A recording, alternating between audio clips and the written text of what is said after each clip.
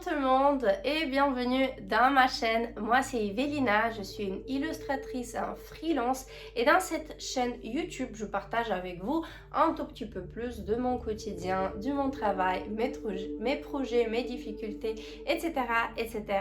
Aujourd'hui, comme vous avez vu dans le titre, je vais vous parler de la toute première BD que j'ai éditée.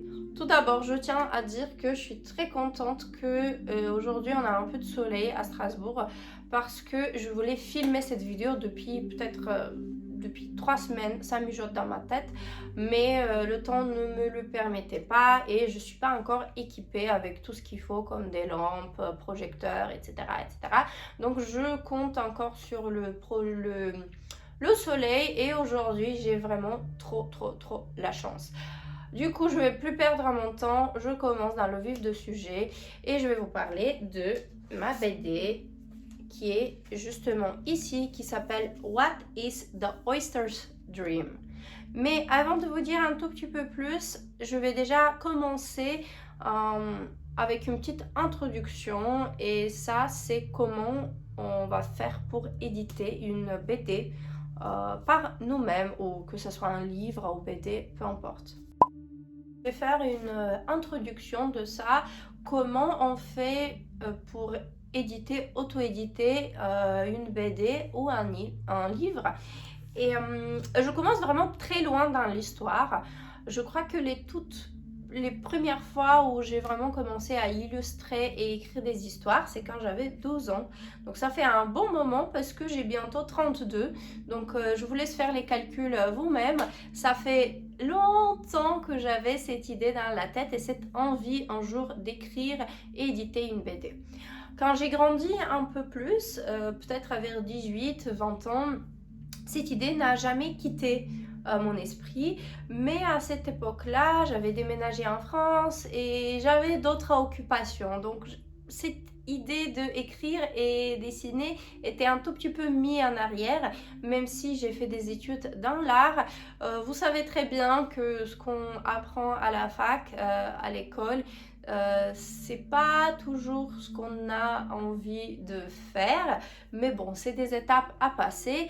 Je vous dis tout ça juste pour vous mettre dans l'ambiance, de comprendre que voilà, moi j'avais mis un peu de côté cette idée-là et par la suite, j'ai commencé à m'informer et j'étais convaincue vraiment que le seul et unique moyen d'éditer un livre, une BD ou autre, c'est de trouver justement une maison d'édition, préparer une CV, faire des rencontres, envoyer notre travail aux différentes maisons d'édition et va trouver quelqu'un qui va justement sponsoriser notre idée. Et vu que j'avais cette idée en tête, je me disais justement, Evelina, avant que tu commences de chercher une maison d'édition, il faut que tu as vraiment un très joli portfolio parce que déjà, il faut que tu sois choisi. Hein. Si le portfolio n'est pas bien, ils vont jamais te contacter. Donc de un, avoir un super portfolio qui tourne autour des bandes dessinées parce que c'était l'envie que j'avais. Et de deux, il faut que j'ai déjà une histoire, même si elle n'est pas écrite à 100% et illustrée à 100%, il faut déjà que j'ai quand même une histoire. L'idée des histoires n'était pas tellement difficile parce que j'en avais tout plein déjà dans la tête. J'avais même des BD que j'ai dessinées quand j'avais 16 ans et je me suis dit je peux les reprendre et ça fera déjà une bonne chose pour mon portfolio. Et c'est ce que j'ai commencé à faire. J'ai commencé à les dessiner à la main, mais à la main je me suis rendu compte que c'est vachement compliqué pour plusieurs raisons. Déjà que si vous faites une erreur, c'est assez difficile de corriger.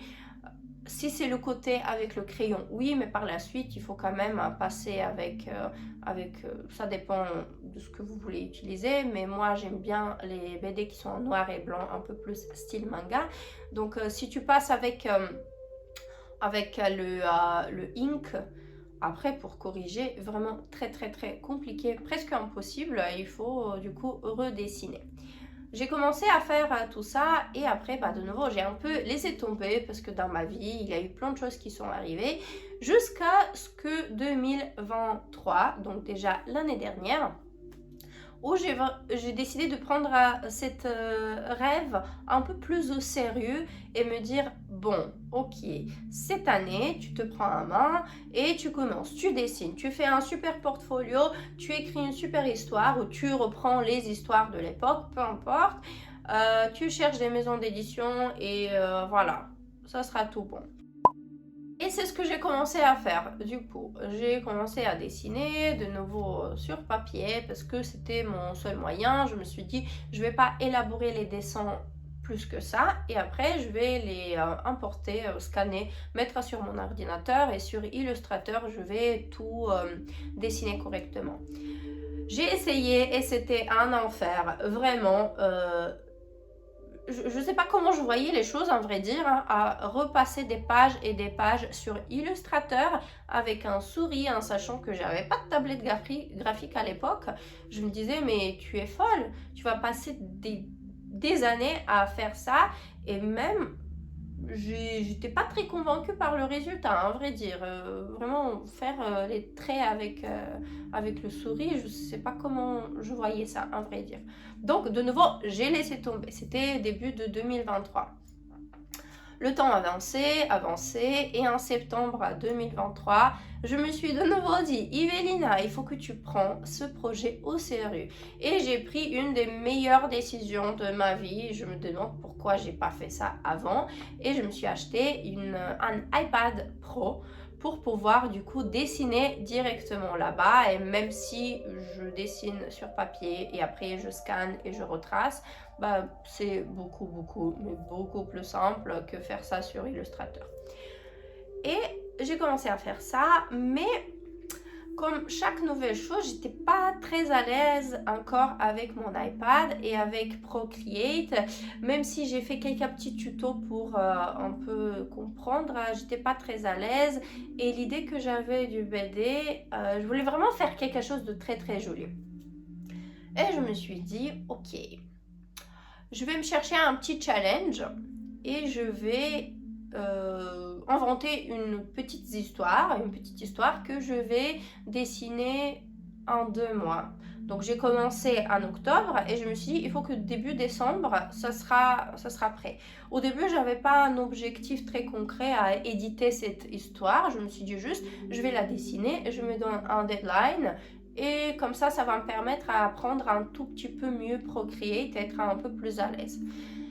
Et pendant que j'avais cette idée, j'ai fait quand même quelques petites recherches. Je me suis dit, mais bon, ok, normalement, ça doit être possible quand même de auto-éditer une BD en petite quantité, en grande quantité. Ça doit être possible. Je sais pas pourquoi j'ai jamais eu en fait cette idée avant. Et j'ai commencé un peu à chercher est-ce qu'on peut auto-éditer et vraiment, je vous dis honnêtement, je sais pas pourquoi j'ai jamais pensé à ça, mais le côté de auto-édition, la différence c'est que vous payez les frais d'impression par vous-même. Et après, la distribution, la promotion et la vente de votre livre, c'est aussi vous qui faites ça. Alors que si on passe par une maison d'édition, ce qui est intéressant justement, c'est que c'est eux qui s'occupent de l'impression de votre travail, de la distribution, la promotion, et après vous touchez un certain pourcentage. Je ne sais pas combien, je pense que ça dépend un peu du contrat que vous avez. Mais voilà la différence. À vrai dire, si j'ai l'argent, le temps et l'envie d'imprimer un livre, une BD, je peux le faire. Et je me suis informée, j'ai cherché sur des sites différents et j'ai compris que c'est en fait possible. Et là, je me suis dit, Yvelina, il te faut un objectif très très très précis, sinon tu n'avances jamais. 2 mois pour trouver une histoire, dessiner une histoire, et au bout de 2 mois, je vais auto-éditer et je vais la vendre par mes propres moyens dans ma communauté sur Instagram et on va voir ce qui va se passer. Donc première partie. Déjà, niveau technique, c'est bon. Niveau théorie, c'est bon plutôt. On va voir comment ça se passe niveau technique. C'est peut-être un peu plus compliqué.